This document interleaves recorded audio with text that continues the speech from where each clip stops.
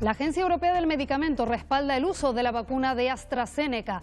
Es la conclusión del informe elaborado para determinar la relación de la vacuna con posibles casos de trombosis. Puede haber vínculos entre la vacuna y casos muy raros de trombos, pero la EMA reafirma la eficacia de la vacuna e insiste en que los beneficios siguen siendo muy superiores a los riesgos. Ese debate sobre la vacuna de AstraZeneca ha hecho que se convocara de urgencia a los ministros de Sanidad de la Unión Europea, lo que ha retrasado también la reunión prevista para esta tarde entre el Gobierno español y las comunidades autónomas. Jonathan Denis, Madrid, ¿ha empezado ya esa reunión del Consejo Interterritorial? Sí, esa reunión entre gobierno y comunidades autónomas ha comenzado hace poco más de 30 minutos y como primer punto del orden del día, ¿qué hacer con la vacuna de AstraZeneca después de ese informe de la Agencia Europea del Medicamento? Acabamos de conocer cuál es la propuesta de Sanidad. Plantea vacunar únicamente de forma temporal con AstraZeneca a quienes tienen entre 60 y 65 años. Veremos si es finalmente lo que se decide en este Consejo Interterritorial de Salud, porque hay que decidirlo con todas las comunidades. Este miércoles se ha retomado la vacunación del personal de centros educativos de Canarias tras el paréntesis de Semana Santa, debido al parón también de AstraZeneca. Desde el 4 de marzo, cuando se inició la vacunación de este colectivo, se han puesto un total de 10.636 dosis a profesionales en el archipiélago. Preocupación ante la incidencia de COVID en las islas que se encuentran en nivel 3, especialmente en Gran Canaria, con 150 casos por cada 100.000 habitantes a 14 días. Los datos no mejoran lo suficiente a pesar de las restricciones. La única solución es vacunar, pero los expertos alertan. Los retrasos en la inmunización, lo veremos, afectan a la economía canaria.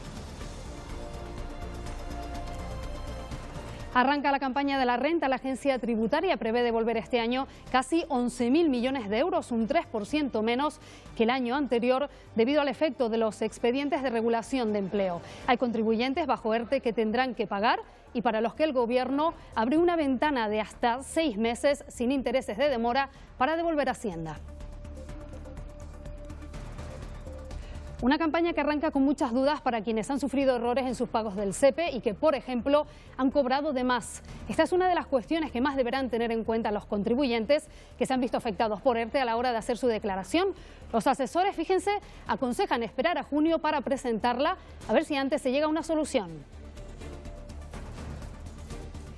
La Comisión Española de Ayuda al Refugiado ha presentado hoy su informe sobre la migración en las islas, un documento que alerta sobre el bloqueo y la vulneración de derechos fundamentales que sufren los migrantes que llegan al archipiélago. En cuanto a los incidentes de las raíces, aseguran que son la consecuencia de intentar convertir a Canarias en islas cárceles.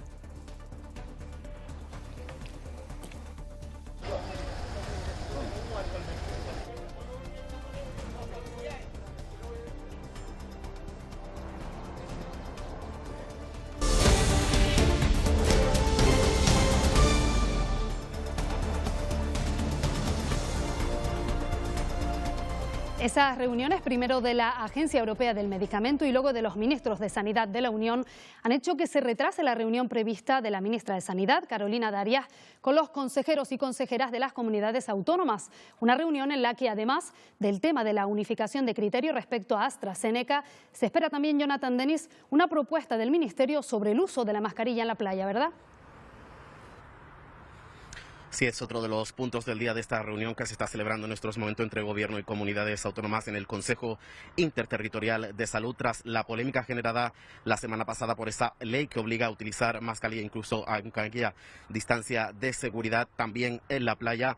El Ministerio de Sanidad va a plantear una propuesta a las comunidades autónomas, y es modular ese artículo y no hacer obligatorio ese uso de la mascarilla cuando nos estemos bañando, cuando estemos haciendo deporte o cuando también estemos descansando en un punto fijo y haya la suficiente distancia de seguridad, es decir, mínimo 1,5 metros de distancia. Sí seguirá siendo obligatoria, eso sí, cuando estemos dando paseos. También sobre la mesa de este Consejo Interterritorial, la evolución de la pandemia, que sigue aumentando la incidencia, también cómo acelerar el proceso de vacunación, pero sobre todo, como decíamos, qué hacer con la vacuna de AstraZeneca después de conocer esta tarde ese informe de la Agencia Europea del Medicamento, que aunque dice la vacuna sigue siendo más beneficiosa que los riesgos que tiene, sí que ha dicho que puede haber una posible causa entre los trombos y la vacuna de AstraZeneca, aunque estos sean muy extraños. Como decimos, acabamos de conocer la propuesta del Ministerio de Sanidad que está haciendo en estos momentos a las comunidades autónomas, y es de momento de forma temporal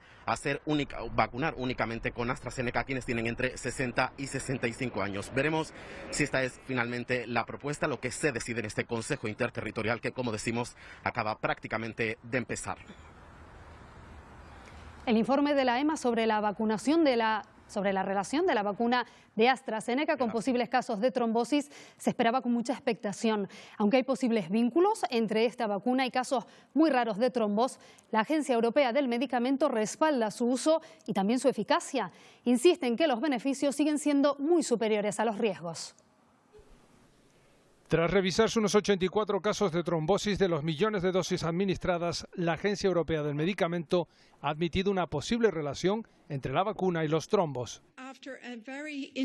Después de un riguroso análisis, concluimos que los inusuales coágulos de sangre detectados tras la inoculación con la vacuna de AstraZeneca deberían registrarse como un posible efecto secundario.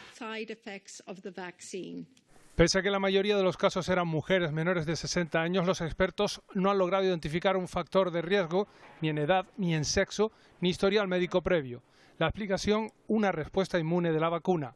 La EMA sostiene que la incidencia global es de una persona por cada 100.000 vacunados y que el fármaco es seguro. La agencia considera que los beneficios al usar la vacuna de AstraZeneca para la lucha contra la COVID-19 superan a los riesgos por los efectos secundarios. La EMA asegura que mientras continúe la vacunación exigirá a AstraZeneca un seguimiento de los casos para que se pueda investigar futuras reacciones adversas. Los 27 ministros de Sanidad de la Unión Europea se reunían por videoconferencia tras el dictamen de la Agencia Europea del Medicamento para decidir qué medidas tomarán. Deben decidir a quién administrarán esa vacuna y hoy se ha retomado además la vacunación del personal que trabaja en los centros educativos del archipiélago.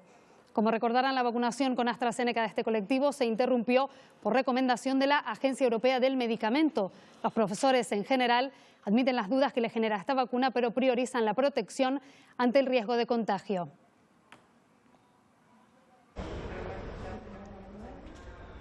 No se anuncia la vacuna que se está administrando. Más de 10.000 docentes en Canarias han recibido ya una dosis de AstraZeneca. Sanidad espera vacunar a un ritmo de 4.000 personas al día de lunes a domingo.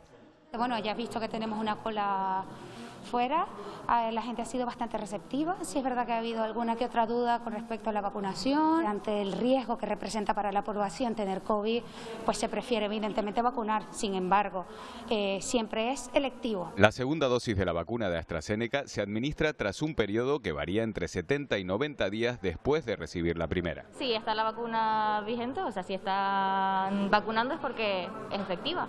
Nosotras que somos jóvenes, pues nos tocaría vacunarnos dentro de muchísimo tiempo y vimos una gran oportunidad, y más trabajando en el sector en el que estamos, que es con niños. Preocupación y miedo hay, lógico, pero bueno, también preocupan más los que no están vacunados. Confieso que me da miedo, pero siempre pensando que va a ser mejor para los beneficios para la salud. De los 99 brotes de contagio notificados por la Consejería de Sanidad durante esta última semana, 5 se detectaron dentro del ámbito educativo. De las 3 islas que hay en nivel 3, Gran Canaria es la que registra peor evolución. Esta isla lleva desde el 25 de marzo con una incidencia a 14 días que ronda los 150 casos por 100.000 habitantes. Es una tasa que no baja a pesar de las restricciones. La incidencia acumulada a 14 días en Gran Canaria es preocupante. Y a pesar de las restricciones de movilidad tan fuertes que hemos sufrido, estamos en 150 estables, no estamos bajando. Tenerife, en cambio, sí que ha bajado su incidencia acumulada en 14 días. Yo confío en que Semana Santa no haya sido tan tremenda. Hemos vivido más en el exterior. Mientras que en Navidades eran fiestas en los hogares, con convivencia intergeneracional. En cuanto a la vacunación, los expertos en Canarias son optimistas. Creen que el final del verano el 70% de los canarios estaremos vacunados, pero el ritmo de nuestra inmunización depende mucho de los suministros que recibamos y los retrasos en el calendario de vacunación pasan factura a nuestra economía. El coste de la vacuna de la COVID-19 no se reduce a su precio. Los retrasos en el suministro tienen también un coste para la actividad económica. Para que se hagan una idea. En solo un mes de pagar ERTES, digamos en verano, pues se gastó tanto como prácticamente todo el gasto sanitario COVID. Es decir, cuanto antes se llegue a la inmunidad de grupo y a la normalidad económica, más dinero ahorraremos. Si a partir de ahora, como parece que va a ocurrir, se empiezan a recibir regularmente envíos de las 4 vacunas, por el final del verano estemos con el 70% de la población adulta vacunada. Pero, ¿cuáles han sido las causas de estos retrasos? No somos un país sino 27, con que nos hemos retrasado en las negociaciones, no teníamos mucha experiencia de negociar con grandes farmacéuticas, la EMA se retrasó en la aprobación respecto a la FDA de Estados Unidos. Todo esto unido al optimismo de las farmacéuticas que no contaron con el colapso de los proveedores en un momento en el que la producción se multiplicó exponencialmente. Y en Lanzarote se está pendiente de la evolución del brote de COVID-19 que tuvo su origen en un velatorio en Arrecife el pasado 15 de marzo. De momento son 19 las personas localizadas y que han dado positivo desde que se descubriera este foco. Por este motivo ha habido 2 ingresos en la UCI del Hospital Dr. José Molina Orosa y se trata de 2 varones de 60 y de 31 años. El primer caso positivo vinculado a este brote se detectó en Gran Canaria. También hay localizada una persona en Fuerteventura que ha dado positivo y que asistió a este velatorio que tuvo lugar en la capital de Lanzarote. Y otro brote con 18 contagiados obliga a reprogramar las operaciones en el Hospital Universitario Nuestra Señora de la Candelaria. Los quirófanos estarán operativos, eso sí, para las urgencias y las intervenciones oncológicas, pero al resto de pacientes que no revistan gravedad se les adjudicará una nueva fecha. El brote afecta a 16 pacientes y 2 trabajadores y se detectó en la 8ª planta. Los pacientes con contagios han sido derivados a la planta COVID del hospital. Desde que comenzara la campaña de vacunación han sido muchos los bulos difundidos a través de los teléfonos móviles y redes sociales en relación al proceso de inmunización contra la COVID-19. En Tenerife se difundió este martes un mensaje para que los vecinos del norte de la isla acudieran sin cita previa a vacunarse. La Consejería de Sanidad ha explicado que se trató de un malentendido.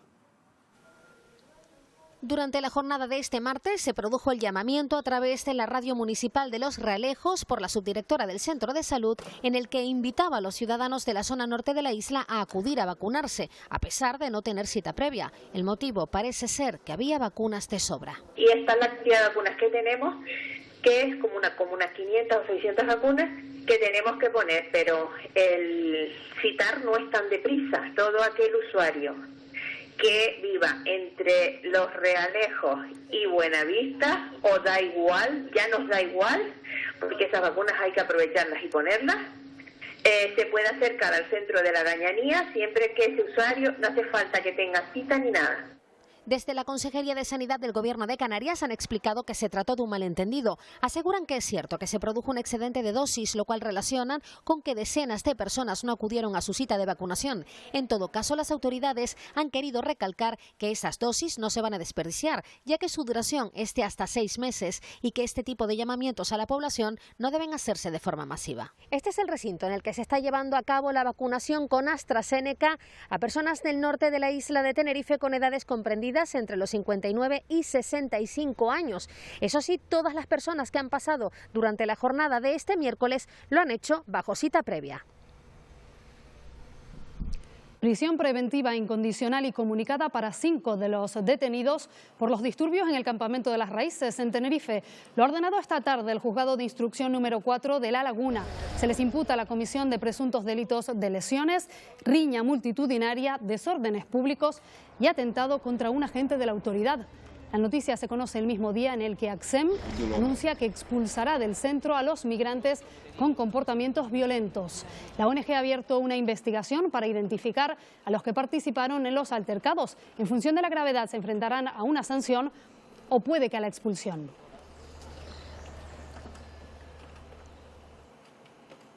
La Comisión Española de Ayuda al Refugiado, SEAR, alerta de que las políticas que se hacen en Canarias convierten a las islas en una cárcel. Esta mañana presentaban su informe sobre migración en el que insisten en que la política de contención migratoria es una de las principales vulneraciones de los derechos de los migrantes. Más de 23.000 migrantes llegaron a Canarias en el año 2020. Aún quedan miles que no han podido salir de nuestro territorio. Pero el Gobierno de España ha preferido utilizar Canarias como islas cárceles, territorios de detención de personas migrantes, violando sistemáticamente derechos humanos. Es uno de los puntos en los que incide también el informe de SEAR. Las Islas Canarias no pueden convertirse en el nuevo escenario de la política de contención migratoria en islas, reteniendo a personas como mecanismo disuasorio, que es lo que es, y promoviendo la deportación como principal o casi única estrategia de gestión migratoria. Aseguran que el problema actual era una emergencia totalmente previsible y que aún se puede trabajar para mejorar la situación. Es el reto social y político de bloquear a las personas, de cronificar su situación y de cuestionar o al menos poner en entredicho la convivencia de la comunidad. Creo que ahí están los elementos principales contra los cuales debemos luchar. Además, exigen que se comience a respetar el plazo de retención de 72 horas para que no se repitan situaciones como las de Arguineguín o Barranco Seco. Los representantes de la Comisión Española de Ayuda al Refugiado han tenido la oportunidad de exponer sus demandas en ese cambio de políticas migratorias que promueven al presidente del Gobierno, Ángel Víctor Torres. En un encuentro este mediodía, ambas partes han analizado la situación de los migrantes que han llegado a las islas en cayucos y pateras.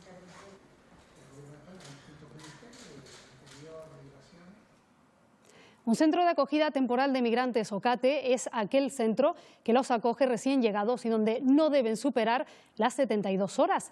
Más de 200 migrantes se encuentran actualmente en el de Barranco Seco, en Las Palmas de Gran Canaria, y muchos de ellos han sobrepasado con creces ese tope temporal. 72 horas. Todo lo que sea pasar de 72 horas es una situación irregular, porque todos ellos están en situación de libertad. En los centros temporales los migrantes no cuentan con las condiciones necesarias para pasar más de 72 horas. Debe estar en un lugar con comida caliente, con ducha regular, con supervisión sanitaria, con asesoramiento jurídico. Y las condiciones del CATE, insisto, tienen que ser las de un calabozo. ¿Por qué razón no se da esa agilidad? Pues porque después de 27 años de experiencia llegando pateras a Canarias, todavía estamos improvisando. Se trata de una situación irregular en la que, según Díaz Tejera, deberían involucrarse todos los servidores públicos. Todos los jueces, los fiscales, todos los servidores públicos tenemos una responsabilidad de lo que está pasando ahí. Y llevamos tiempo denunciándolo. Pero habrá que decir que el gran problema de fondo es que los migrantes no votan. Desde el campamento de acogida Canarias 50 llegan estas imágenes, comidas caducadas que se están entregando a los migrantes. Según Cruz Roja Española, la empresa que las surta asegura que se trata de un error en el etiquetado del producto. La Salvamar Mizar llegaba sobre las 8:30 de esta noche a Puerto del Rosario, en Fuerteventura, con 65 migrantes a bordo, entre ellos un menor de edad y 10 mujeres que fueron localizados en una lancha neumática a 53 kilómetros al este de Fuerteventura. Además, han localizado una segunda patera con unas 60 personas a bordo. Ha sido localizada por la SACEMAR e interceptada por un buque mercante. Se espera que Salvamento Marítimo llegue a Arguineguín durante la madrugada.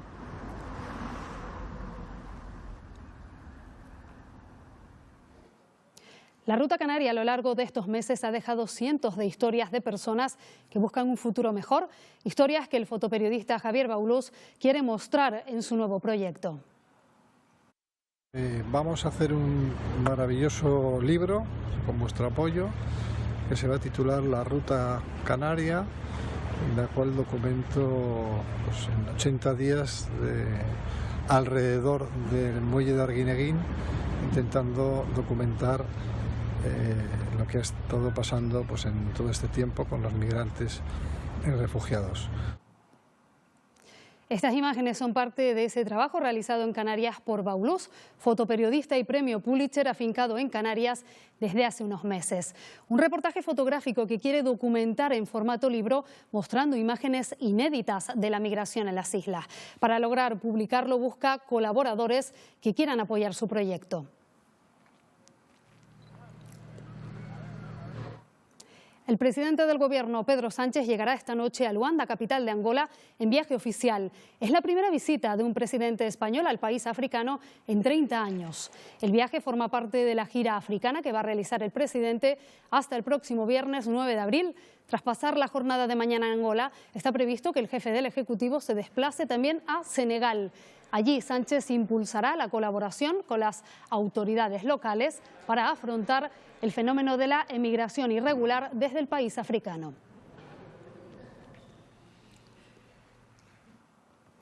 La campaña de la renta ha arrancado hoy. La agencia tributaria prevé devolver casi 11.000 millones de euros. Eso es un 3% menos que el año anterior debido al efecto de los expedientes de regulación temporal de empleo.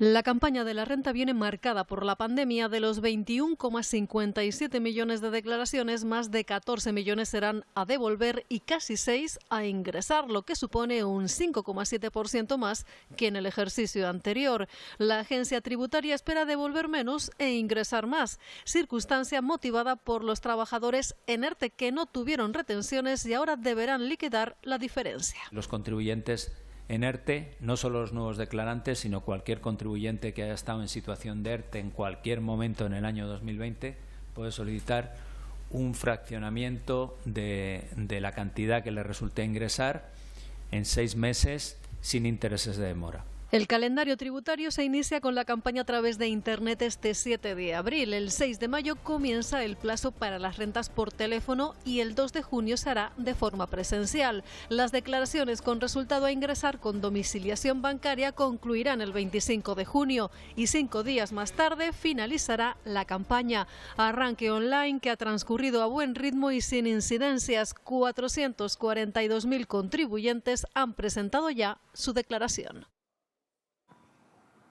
Y la campaña de la renta comienza también con muchas dudas para quienes han sufrido errores en sus pagos del SEPE. Esta es una de las cuestiones que más deberán tener en cuenta los contribuyentes que se han visto afectados por un ERTE a la hora de hacer su declaración. Si usted es una de esas personas reguladas por un ERTE que ha visto cómo el SEPE ha abonado más de lo debido, cuidado, porque se le va a exigir que devuelva ese dinero. Según los expertos, esta va a ser una de las circunstancias en las que más atención hay que poner a la hora de realizar el borrador de la declaración en las próximas semanas. Lo que recomendamos es al trabajador que tenga cuantificado aproximadamente lo que ha cobrado de más, que en principio aplicando sentido común no sería difícil. Para evitar errores, lo que se recomienda es solicitar la información fiscal lo más actualizada posible sobre las cantidades pagadas y retenidas a efectos de IRPF. A la veracidad de esos datos, porque el SEPE va siempre con demora y con retraso, y a lo mejor lo que está ahí no es exactamente la veracidad, lo real que el señor debiera haber cobrado. Las personas que estén en esta circunstancia y no tengan claro la cuantía esa, que agoten el plazo de presentación. Si la campaña termina el 30 de junio, que no presente la declaración hasta el último día, a ver si de aquí a allá, que quedan casi 3 meses, el SEPE les comunica y les certifica la cuantía que tienen que devolver. De esta forma arranca una campaña de la renta complicada que dará más de un dolor de cabeza a algunos. El presidente de Canarias, Ángel Víctor Torres, y la consejera de Economía, Elena Mañez, se han reunido con los secretarios generales en las islas de Comisiones Obreras y UGT. Solicitan que los 1.144 millones de euros que el Gobierno de España ha destinado a Canarias se fiscalicen y se gestionen bien, ya que en el archipiélago actualmente hay 87.000 trabajadores en ERTE. Pero ha habido picos de hasta 230.000 canarios en esta situación laboral. Apuntan que muchos de ellos se encuentran en riesgo de exclusión social porque trabajan 4 horas diarias y cobran poco menos de 500 euros.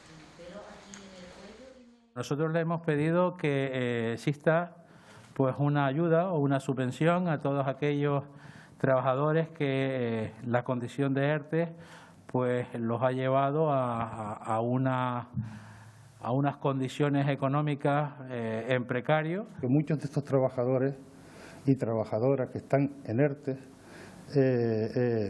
estén perdiendo mes a mes un poder adquisitivo importante, sobre el 30%. El presidente del Cabildo de Tenerife ha anunciado que él mismo asumirá las competencias de la Consejería de Turismo. Lo hará hasta que se reorganice el Gobierno, con la incorporación de Priscila de León, actual secretaria general del PSOE en Fasnia, y la siguiente en la lista tras la dimisión de José Gregorio Martín Plata por motivos personales. Me ha dicho que está a disposición del partido y que al estar en la siguiente en la lista, pues estaría encantada de poder incorporarse al gobierno del Cabildo. En el momento, una vez que él no continúe, todo lo que tenga que ver con los ámbitos turísticos lo voy a asumir directamente yo, hasta la remodelación que tenga que hacer del gobierno, que espero que sea en las próximas semanas. Pleno extraordinario en el Ayuntamiento de Santa Cruz de Tenerife para dar cumplimiento al auto del juzgado en el que se suspende de forma cautelar la expulsión de Evelyn Alonso de Ciudadanos. De esta forma dejará de ser concejala no adscrita y entrará a formar parte del grupo mixto, donde se encuentra también la edil de la formación naranja, Matilde Zambudio. Una situación que se remonta al pasado 30 de julio de 2020, cuando Evelyn Alonso decidió apoyar la moción de censura que pondría fin al mandato de la socialista Patricia Hernández y que supuso la vuelta a la alcaldía del nacionalista José Manuel Bermúdez. Nunca he sido tránsfuga, nunca he sido no adscrita. A mí nunca se me fue notificado de forma fehaciente ni dado ninguna orden de no pactar con el Gobierno de coalición y el Partido Popular. Y bueno, ha sido la justicia al final que me ha dado la razón. Yo nunca he dejado de ser de Ciudadanos y nunca he dejado de trabajar como siempre ha hecho Ciudadanos. La ortodoxia de momento seguimos igual, de momento.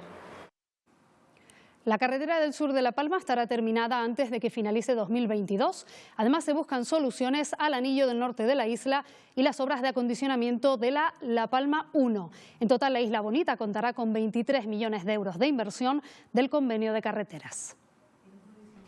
El principal tema tratado durante la mañana tuvo que ver con las expropiaciones para realizar las obras de acondicionamiento de la LP1 Los Llanos-Tijarafe, asegurando que desde el Gobierno autonómico se trabaja en evitar un número elevado de expropiaciones. El objetivo es que esas viviendas no se vayan a afectar de forma inmediata, pero no tenemos tiempo para poder hablar con tranquilidad con los afectados y llegar, en algunos casos, a los acuerdos que haya que llegar. Si finalmente vemos que hay algunas viviendas que puedan estar afectadas, y que el objetivo del Cabildo como del Gobierno, y estoy convencido que también del Ayuntamiento, es que esa obra se pueda desarrollar porque es una demanda histórica de la isla de La Palma. Respecto a la obra de la carretera del sur, también indicó que se dará un impulso para que esté terminada antes de que finalice 2022, así como buscar una solución definitiva al anillo del norte de la isla, visitando las obras de emergencia entre Barlovento y Garafía. No es una obra de mantenimiento y por tanto el Gobierno tiene que ser consciente con su competencia y con su responsabilidad, ¿no? Al mismo tiempo hemos hablado tanto con el consejero como con el alcalde de buscar la cobertura para que esta obra que se paralizó hace algunos años atrás, pues lo podamos meter en el entorno del convenio de carretera. La visita a La Palma sirvió también para hacer un repaso de otras inversiones regionales a la isla, que en el año 2021 se materializarán con 23 millones de euros procedentes del convenio de carreteras.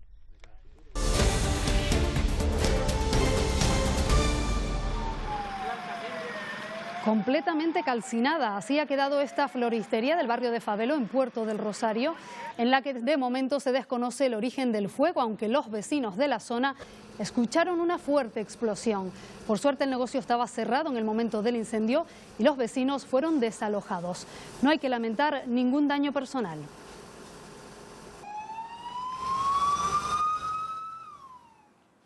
Continúa el juicio por la muerte del abogado y poeta Rafael Hernández. Este miércoles han declarado los policías que se hicieron cargo del caso.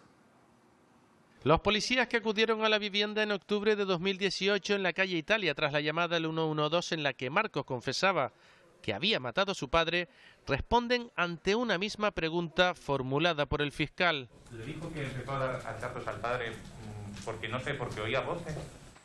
No, dijo, me obligaron las voces, fueron los demonios. No.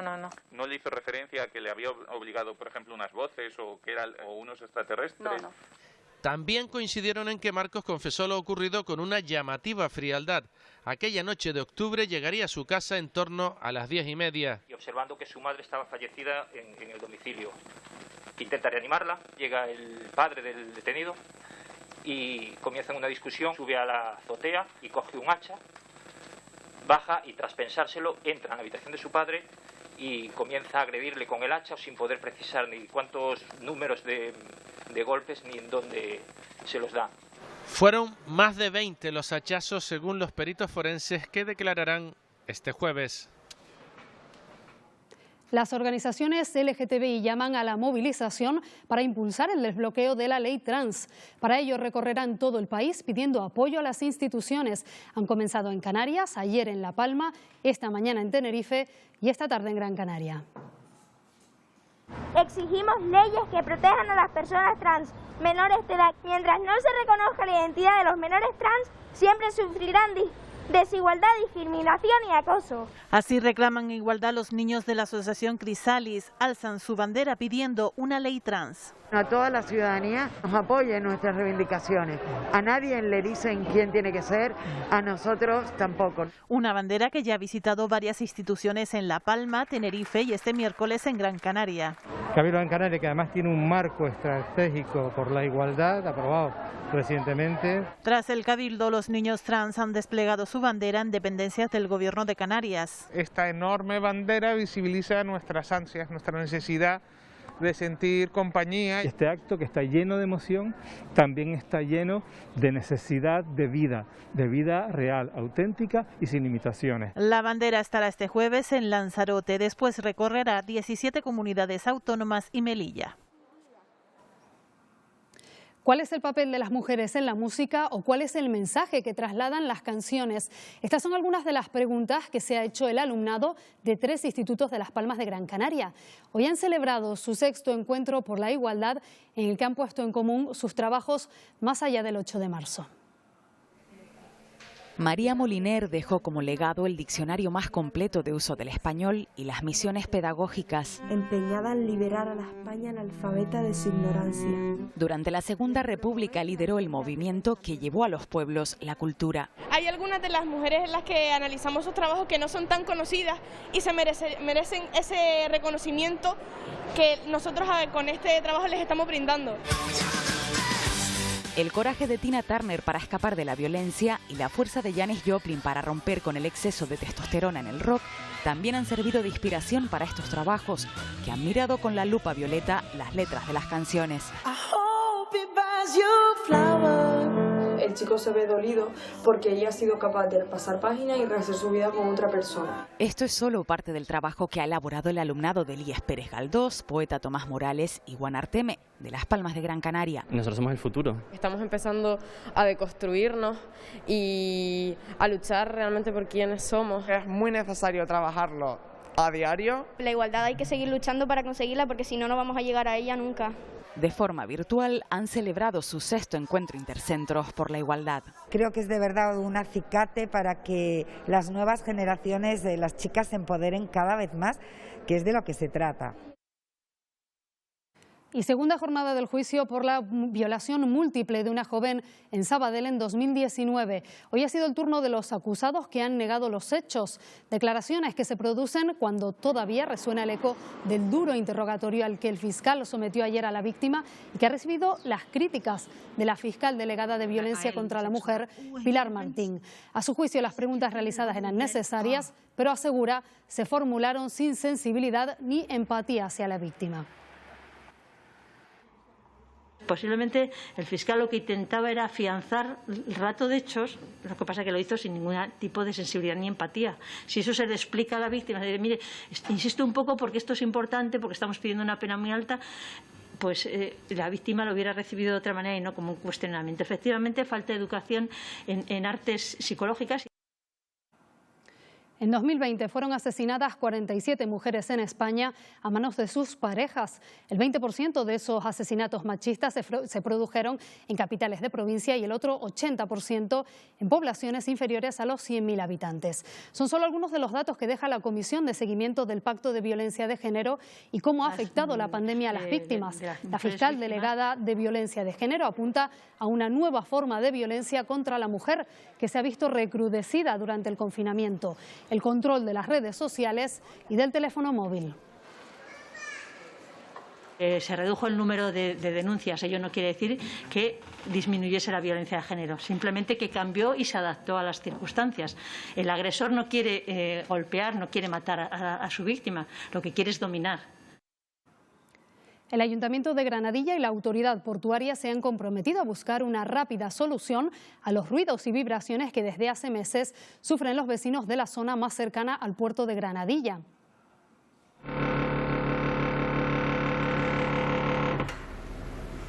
Tras reunirse con los responsables de puertos, desde el Ayuntamiento se ha solicitado un estudio al Instituto Volcanológico para determinar el origen de ese fenómeno, que además de impedir el descanso de las familias de la zona, ha llegado incluso a afectar a las estructuras de las viviendas.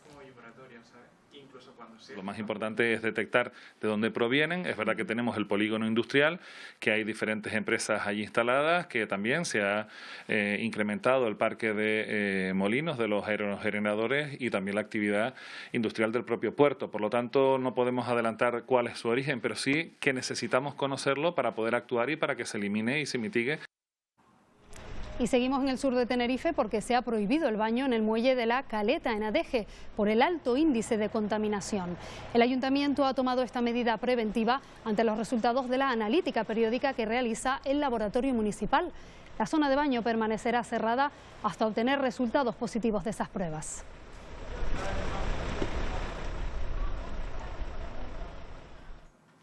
En España se tiran, fíjense, 4.000 millones de toallitas húmedas al inodoro cada año. Esto supone un serio problema para los sistemas de saneamiento. Estas que van a ver son algunas de las toallitas que han tenido que retirar de las depuradoras del municipio de Alagero, en La Gomera. Por eso el Ayuntamiento ha comenzado una campaña de concienciación ciudadana.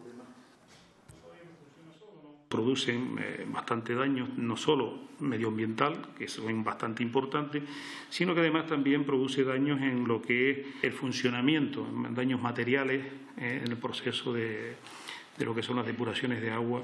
Yo creo que entre todos podemos mejorar y hacer funcionar las cosas de otra manera, ¿no? No solo la cuota del atún rojo en las islas crea polémica año tras año. En esta ocasión, el presidente de la Cofradía de Pescadores del Hierro también hace una denuncia por el injusto reparto, dice, de la cuota de la tuna. Fernando Gutiérrez asegura que se ha montado un modelo criminal, dice, de reparto. De las 2.422 toneladas que se le asignan a Canarias, más de 2.000 se le dan a 34 barcos y el resto a 220 embarcaciones. Un reparto poco equitativo y que además asegura genera una división y enfrentamiento entre los pescadores. No dejan pescar a los barcos canarios a la tuna, mientras que un barco vasco ya está pescando de manera ilegal en Canarias. Lo que están haciendo de alguna forma es probándonos. Lo que no pueden hacer es imponernos unas normas a nosotros que busca la división y el enfrentamiento entre pescadores canarios. En Canarias siempre se pescó de la misma forma. Ahora tenemos una pesquería por cuota, muy bien. ¿La cuota de Canarias cuánto es? ¿2.400 toneladas? Pues a pescar todo el mundo como siempre. Cuando se termine la cuota se terminó. Esta noche el programa Noche de Reporteros muestra la realidad que afrontan muchos jóvenes en Canarias, chicos y chicas que han pasado por centros de menores que actualmente están cumpliendo medidas judiciales. A través de las vivencias de Wina, el reportaje Frágiles muestra la realidad de muchos jóvenes de Canarias que cumplen o han cumplido medidas judiciales. Madre, claro, optó por denunciarme porque ya no podía más. Me pusieron las esposas y vino a buscarme la Guardia Civil. El reportaje refleja cómo es el camino desde que son detenidos o requeridos por la Fiscalía hasta que tienen el juicio y son enviados a los centros de internamiento educativo para menores. La mayoría solo comete un delito. O sea, el 80% de los infractores penales solo cometen un presunto delito o un delito cuando es juzgado ya en una ocasión y no vuelven a reincidir y no cometen delito. Y luego hay otro grupo que podría ser en torno a un 15 o un 20% que son infractores reincidentes. Muchos han vivido bajo una serie de factores que han jugado un papel fundamental a la hora de delinquir. Mi padre no me inculcó los valores que hay que inculcar, sino me enseñó a robar, a esta casa te ocupa. Yo lo hacía por necesidad, porque yo, ¿sabes? Cuando yo iba al colegio así, la gente se reía de mí porque no llevaba ropa que dan. Es que estás a un paso de Tavares. Desde los juzgados se les obliga a cumplir medidas, sobre todo educativas, que pretenden frenar las carreras delictivas y conseguir su integración en la sociedad. Esa discusión que tuviste con tu madre, una falta de respeto total, incluso llegándola a lesionar, es intolerable, es un delito. A pesar de las dificultades, la mayoría consigue salir adelante sin volver a delinquir. Ina, ¿tú qué? Hoy es el Día Mundial de la Salud y para conmemorarlo el Museo Elder de la Ciencia y la Tecnología de Las Palmas de Gran Canaria y el Colegio Oficial de Enfermería de Las Palmas colaborarán en el desarrollo de exposiciones y actividades de divulgación relacionadas con el ámbito sanitario. Así lo han suscrito este miércoles. El objetivo es promover entre la sociedad la cultura de la prevención y el cuidado de la salud. Hoy se firmaba ese acuerdo y se inauguraba en el museo este nuevo pasillo de hábitos saludables. Y es que intento recordarte... Mañana tendremos un día de tiempo variable, es decir, habrá horas de sol y horas con muchas nubes. Victorio Pérez, buenas noches. Cuéntanos. Pues sí, Marta, vamos a tener sobre todo nubes de evolución, que son esas que se van cargando poco a poco precisamente por los efectos del calor y del sol y que son más abundantes a mediodía. Mañana, de hecho, podrían llegar a desarrollarse lo suficiente como para dejar escapar alguna que otra gota de lluvia, poco importante, en las medianías de Tenerife, de La Gomera, de La Palma o de El Hierro. Si queremos tiempo agradable, soleado, nos vamos a tener que acercar a la costa. Habrá algún punto de Canarias donde la temperatura va a alcanzar los 26 grados. Después, en la sección del tiempo de una hora menos, les contamos cuáles serán esos sitios y además en la parte de programa les vamos a mostrar el primer vehículo eléctrico que va a participar en competición internacional y que tiene sello canario. Hasta ahora. Y en los deportes nos centraremos en asuntos como voleibol, baloncesto, motor y por supuesto fútbol. Hoy además llama la atención, Carmelo Martínez, el mensaje muy optimista de un jugador de la Unión Deportiva Las Palmas. Así es, Marta, buenas noches. Bueno, hay que decir que esa buena dinámica de los amarillos ha disparado los mensajes de optimismo por meterse en la pelea, por meterse en esa pelea por ascender a Primera División. Y hoy Eris Curbelo ha ido más allá, a ese deseo de estar entre los 6 primeros del campeonato regular, agregó otro, la opción de que el Tenerife también lo consiga. Los blanquiazules piensan de momento en lo inmediato, la visita en menos de 48 horas del Sporting, recuperando su eje defensivo habitual. Y este sábado el Centro Insular de Deportes vuelve a convertirse en el epicentro del voleibol nacional y ya van unas cuantas veces esta temporada. Tras las Copas de la Reina, la Princesa y el Rey, este fin de semana se disputan en ese mismo escenario la final de la Liga Femenina y el posible pase a la final masculina para el Guaguas Gran Canaria.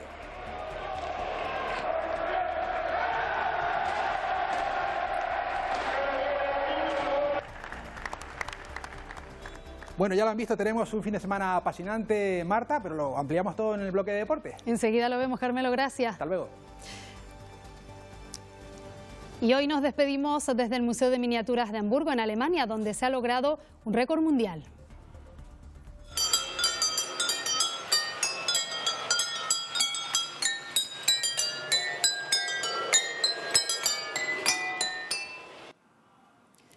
Con un tren que va tocando copas llenas de agua y logra la melodía de una conocida pieza de música clásica. Con estas imágenes y con esta melodía les dejamos, volvemos mañana. Que tengan todos ustedes muy buena noche. Adiós.